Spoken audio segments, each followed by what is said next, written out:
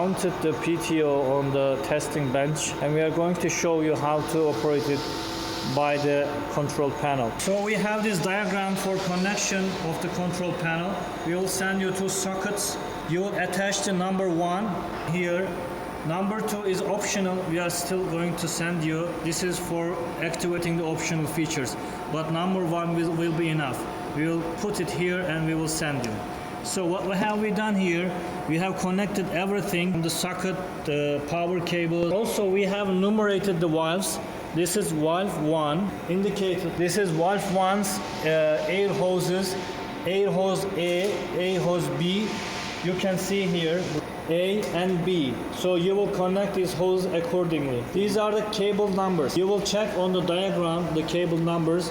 So we have also attached some labels on these cable numbers so that you can connect correctly. We also indicated valve number 2, cable numbers, and also we have again put numbers on the cables. We will cut them and send you so that you can easily attach. On the other side, we also indicated the valve number 2 and A and B sides. That's okay. We are going to start the control panel now. You will say start. You will receive this screen. You will move warning. You don't have an oil sensor in this panel right now. Then you will have, it will skip, and this is the main screen. The main functions are listed here. F1. It means it is in the differential mode. That means the truck is moving. Now the truck is in the moving mode now. So function 1, even if your operator by mistake touches F2 screen, it will show this warning, stop the vehicle to change the mode. So this is the protection this panel provides. Shaft, by pressing the clutch, you can press F2. That means the vehicle is not moving, the pump is working.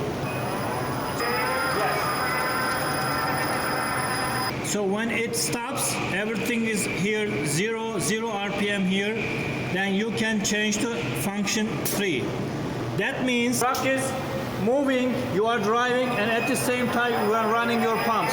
On both sides you will have RPM. The truck is going and the pumps are working. This is pump and roll.